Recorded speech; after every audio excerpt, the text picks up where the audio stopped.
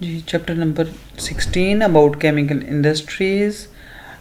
इस चैप्टर में हम ऑलरेडी जो हमने देखा है few terms about metallurgy, ore and mineral.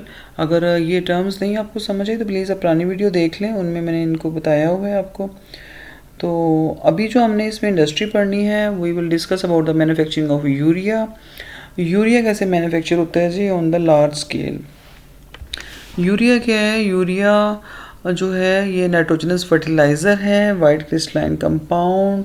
इसमें 46.6% नाइट्रोजन है और ये यूज़ होता है जी इम्पोर्टेंट केमिकल बनाने के लिए, लेकिन इसका जो मेजर यूज़ है वो है फर्टिलाइज़र बनाने में। तो अब नेक्स्ट तरह देखें ये रॉ मटेरियल्स कौन से इसमें यूज़ हो रहे हैं। दो रॉ मटेरियल दिए हुए हैं, बहुत आसान सा तरीके से बताया गया है।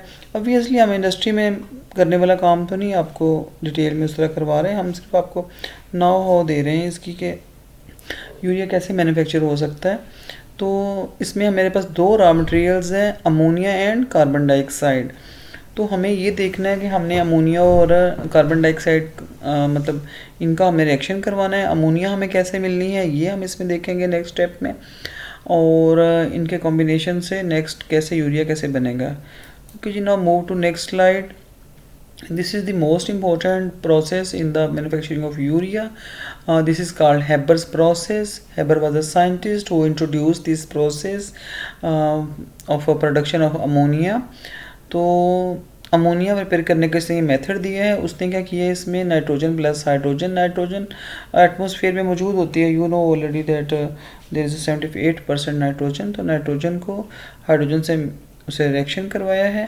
और अच्छा, इनको वॉल्यूम भी इनके होते हैं, फिक्स रेशो होती है, nitrogen 1 part and hydrogen 3 parts, and we get 2 volume ammonia, 1 volume nitrogen, 3 volume hydrogen, and we get 2 volume of ammonia. Okay, तो ये गैस फॉर्म में है तीनों। ओके, एंड इसमें हमें कुछ कंडीशन भी दी होती हैं। 450 temperature, 450 degree centigrade temperature, 200 atmospheric pressure, and nickel is use as a catalyst. Basically जो कंडीशन दी हुई है इनमें हमें मैक्सिमम यील्ड मतलब ऑप्टिमम यील्ड हम हासिल करते हैं। अदरवाइज़ ये नहीं कि इन कंडीशंस के बगैर रिएक्शन नहीं होता, रिएक्शन होता है, बट ऑब्वियसली वो प्रोडक्ट नहीं मिलती उतनी अमाउंट में जितनी हमें चाहिए होती है। ओके, नेक्स्ट हम मूव करते हैं जी। अब अमोनिया तो मेरे पास आ गया, तो नेक्स्ट स्टेप में manufacturing of urea involves 3 stages. First है जी reaction of ammonia and carbon dioxide. ठीक है, तो carbon dioxide is pass through liquid ammonia under high pressure to form ammonium carbamate. Ammonia हमें हैबर प्रोसेस से मिल गई, कार्बन डाइऑक्साइड हमने इस प्रोसेस में यहाँ पर तैयार नहीं किया, ऑलरेडी तैयार हमारे पास है। तो हमने इन दोनों को रिएक्शन करवाया है, तो हमारे पास आ गया अमोनियम कार्बामेट। ये है नाम इसका, अमोनियम कार्बामेट।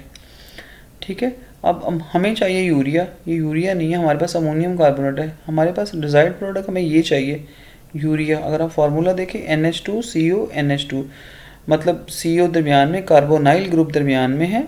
यू इसको वैसे अगर हम लिखें तो C डबल बॉन्ड O, तो दोनों साइडों पे NH2 अटैच है, मतलब ये CO दरमियान में ये दो इसके भाइयों से बॉन्डिंग की हुई है। NH2 मतलब दोनों एक तो एक जैसे है ना, इसलिए मैंने कहा कि ये दो भाई हैं NH2 और ये दरमियान में CO है। ओके, तो ये फार्मूला यूरिया का याद रखने के लिए भी टिप्स होनी चाहिए ना, फार्मूला कैसे याद रखना, हर चीज़ को तो आप रट्टा नहीं लगा सकते।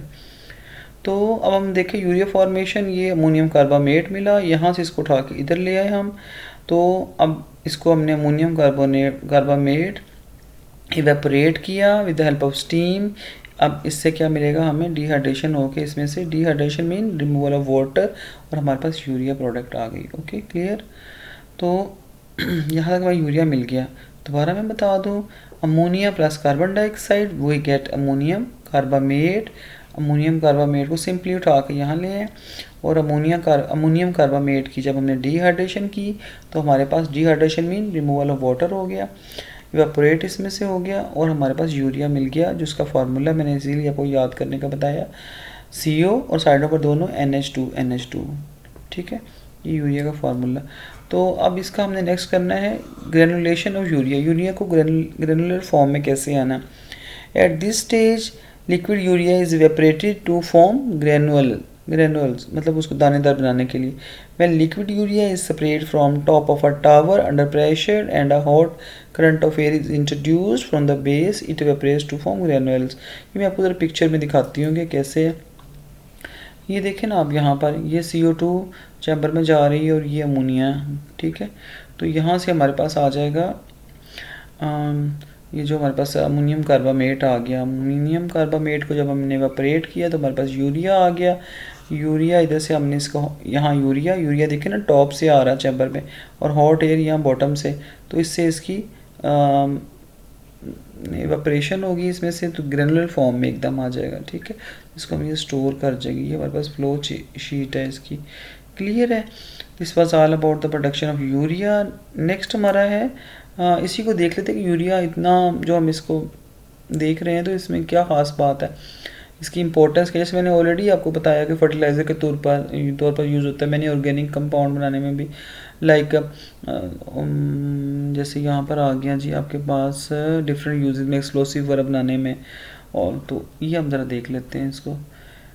एक तो white list line organic compound है, important because of this reason urea is widely used world over in the agriculture sector both as a fertilizer and animal feed additive में भी यूज़ होता है जी, एनिमल फीड बनाने में भी। 90% of urea is use as a fertiliser, highest nitrogenous percentage इसमें होती है। असल में यूरिया की तो अमोनिया की और भी फर्टिलाइज़र होती है, लेकिन उनमें से इसमें हाईएस्ट फर्टिलाइजर परसेंटेज है यूरिया में। It is harmless and is useful for all types of crops and soils. Non toxic है, नॉन एक्सप्लोसिव है। नॉन टॉक्सिक मीन मतलब जैसे वो स्प्रे कर रहे हो तो आपको टॉक्सिक नहीं होता करने वालों के लिए। नॉन एक्सप्लोसिव है, therefore can be stored safely, but it is very soluble in water.